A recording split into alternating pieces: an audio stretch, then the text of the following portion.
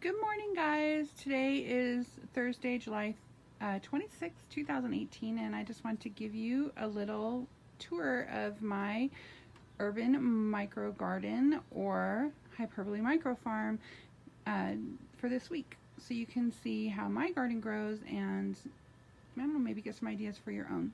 So let me give you an overview first. I have a lot of plants on this bench there, and then all the way around there too. I'll show you all those in my little herb garden right there.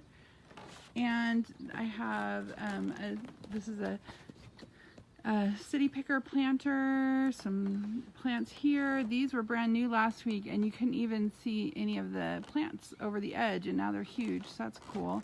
Then I got some grow bags this week. Those are new, and this planter right here is new, so I'm excited to show you my new stuff. Okay.